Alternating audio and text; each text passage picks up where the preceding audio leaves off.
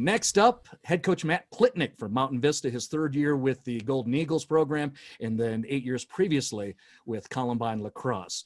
You're very relevant, Matt. Now you get to play. Your guys earned and buy. So you're one of those 4 seeds in the Class 5A brackets that didn't have to play until round 2, and that's where we're at. So what's your perspective? Now you guys get to go, and you get to play. We actually were really fortunate to get that number 4 seed. There's no two ways about it.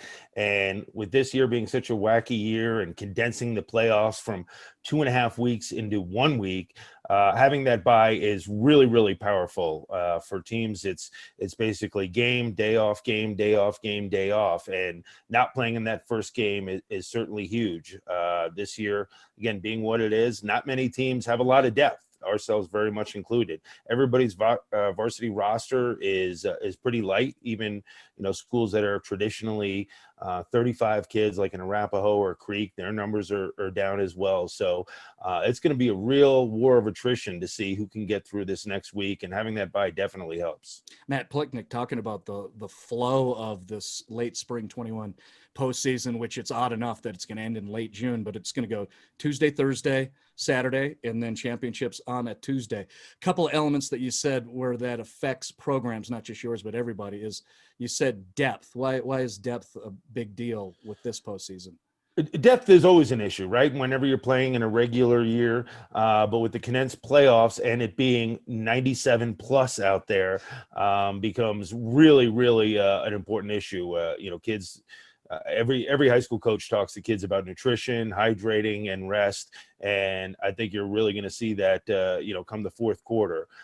You look at a team that like CA, it's obviously a very small school. They've got a limited roster just like us. They've got great lacrosse players and they're making a lot of noise this year, but can they battle through that fourth quarter in these close games that they're going to have in the next couple of weeks? It's going to be tough. They certainly got the players there, but can they really gut out that fourth quarter?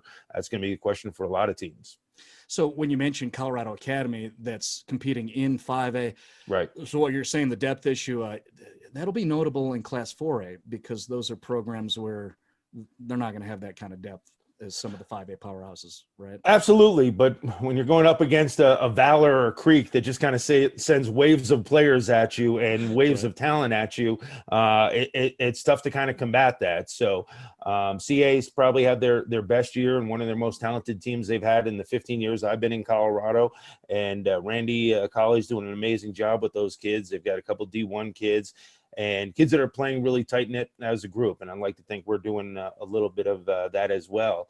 But when the rubber meets the road, and it's going to be on Saturday, in the mid-90s, you're playing at 1 o'clock or 3 o'clock, something like that. It's going to be a real test. On the 4A side, there's some rosters with 21 kids out there.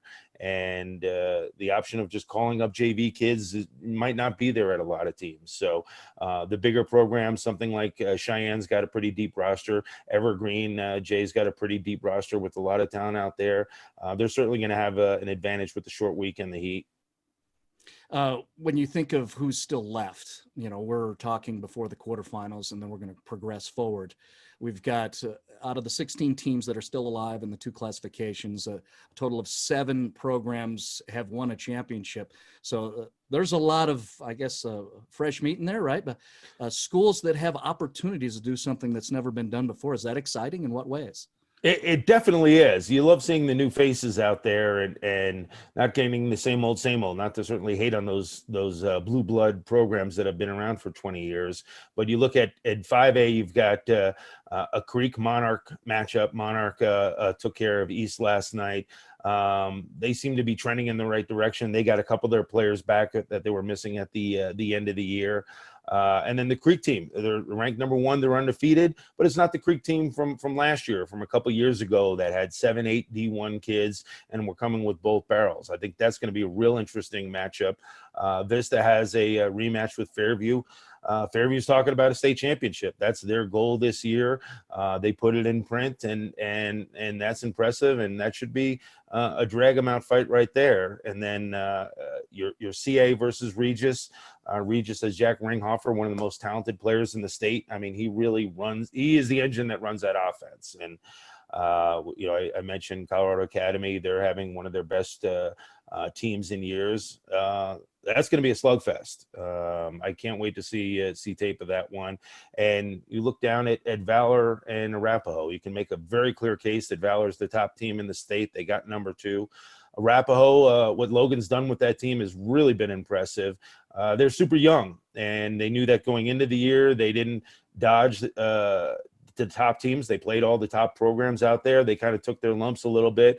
Kind of reminds me of 2 years ago when we had a lot of sophomores and we took more punches than delivered punches, and now we're kind of handing out more punches. So that Arapahoe team is definitely on the rise.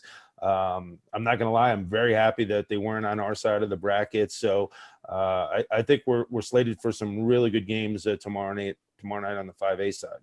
Yeah, if we stay within the 5A, look at what Matt Plitnick's talking about. He's talking about Regis and Arapahoe having to advance from round 1. I mean, back when I first started drawing the championship assignments, it was Creek, Regis, Arapahoe. Those were the juggernauts, right? But this is kind of a new thing, right? Logan Bobzine had to fight through with his Arapahoe program. Jim Sorm and Regis, they did not draw a bye, and so they are in a different position for, again, this late spring, odd post-pandemic 2021 postseason coming up. You mentioned Jack Ringhofer from Regis. Stud, we're aware of him. I think of guys like that, remember, he was a sophomore the last time we were doing any of this, right? Right.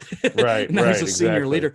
Who are some other guys, if we stay within 5A, if you just drop some names for fun, guys that we all need to just know?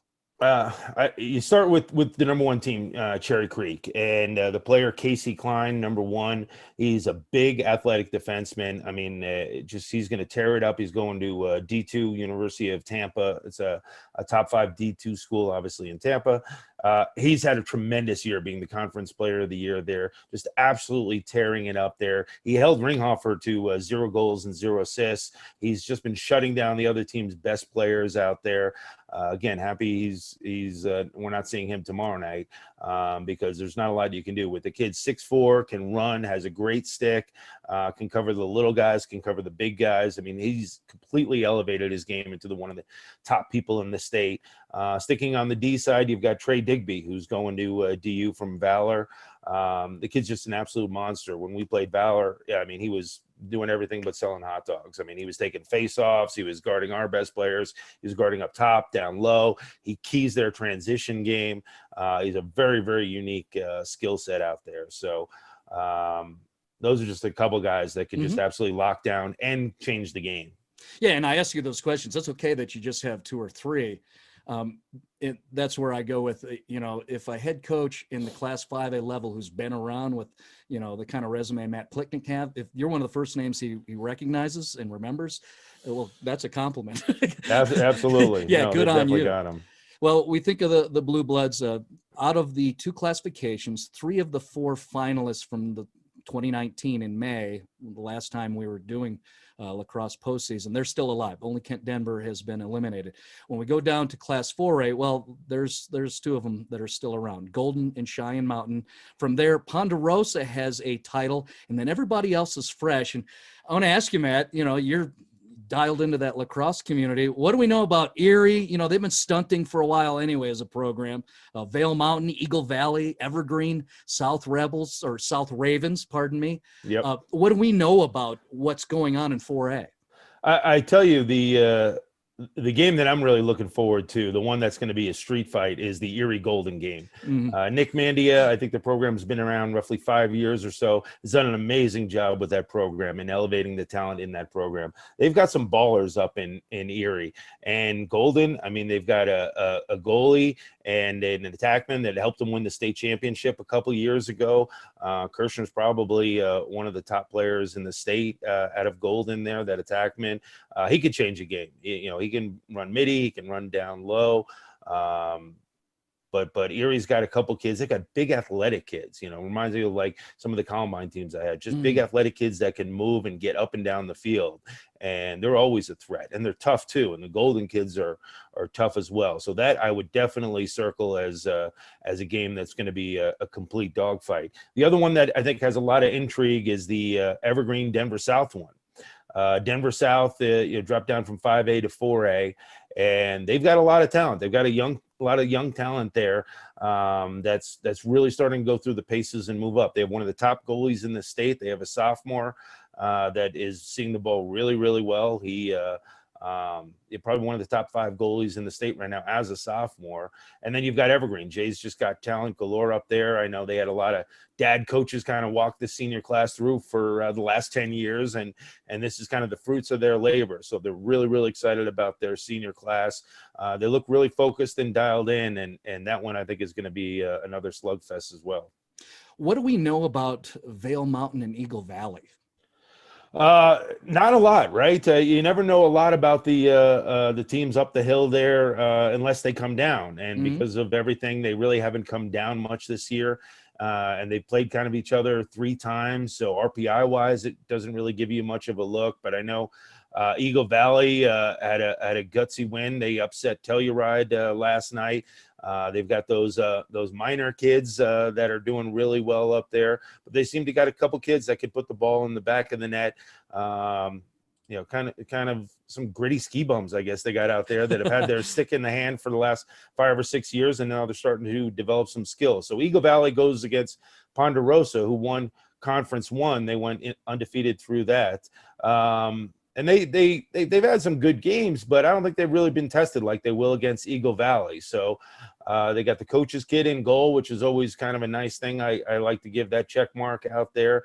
I think they've done a great job getting those kids believing. And Coach Tritley there at Pondo has got the kids all pulling in the same direction, which is something they haven't had there for a little bit. So I think they're going to be a tough out, but that one's going to be tough to see how that goes, because you never see those mountain kids and Ponderosa really getting a true test here after getting the bye. Cheyenne Mountain, I think they're moving up to 5A for the next cycle. Coach Page down there, they're just a machine. They've got big athletic defensemen, arguably the best defense in 4A. I don't think anyone would really argue with that. They gave Creek a game, the number 1 team in 5A there. They look poised. Someone's going to have to really do their work and hope they have an off day to knock those guys off. Yeah, you think of head coach Mike Page and Cheyenne Mountain and some of those younger players back in 2019 who are now senior leaders, they still have a little taste from what occurred in May 2019, where they were the high seed, looking like a favorite, and Golden got them. They did. They were up a little bit, and credit Golden and Coach Newman for gutting that one out. That's why I think that 4-5 one against Erie is going to be worth the price of admission. Then you look at 4A and all the names and teams that you've mentioned. Makes it fun to have the 2 classes here in Colorado, because now you're talking, Nolan and Declan Minor and Eagle Valley and Vail Mountain and other schools. So that's going to be very fun. So if we finish off with some final perspectives, we're going to finish in late June. Is what it is, right? When we finish this up, will you have some final thoughts about what this was? Whether there were challenges that you wish weren't there, or you found some strengths about it that you would like to carry over? I think there were a lot of problems with this year, not only certainly from the COVID, but with the shortened season, running it through the RPI, which doesn't work for a 10-game season. The people that came up with RPI said it really needs to be 18 games. We use it at 15 for lacrosse in a regular year, which is tough. Using it for 10, this max preps poll that I don't think anyone's got a clear handle on made it really tough, challenging. And the coaches poll, where there wasn't a lot of cross-pollination with the non-conference games, made that really challenging. So it's good to see some new teams in there. The brackets, I think, might have been a little different in other years, is about as PC as I could say it. But, like last year, we're dealt with what we're dealt with, man. And you got to kind of roll with it and roll up your sleeves and do the best you can. And that's what we're all trying to do.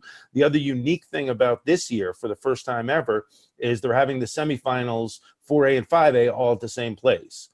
Usually they're at a different location, and then they bring the championship game 5A 4As back to back. So the semis, all 4 games will be at Inglewood, which would be kind of nice. Usually they do the quarterfinals all in one day at one location. So it'll be nice to see some of those 4A teams and some of these kids that you heard about, and hey, is this Ponderosa team really up to that ranking? And, what about this South team? Are they really, as good as people are saying? So I think it's a unique year, but it's going to be fun. Yeah, that's one of the strengths I took is the kids do like to play on whether it's college campuses or at Mile High like in the past, but in this case, like you're describing, and I'll just say them just for shock value, is you do kind of have a club tournament thing where you showcase a lot of lacrosse all in one spot. Yep. And the benefit to that is we all get to watch all of them all at once, right? In one spot. So that could be a good thing. So, we're trying to find the good stuff. And, Absolutely. And again, hey, the most relevant thing in terms of the good things is you guys get to play. We got lacrosse postseason. You enjoy yourself, Matt. Absolutely. Thanks so much, Marty.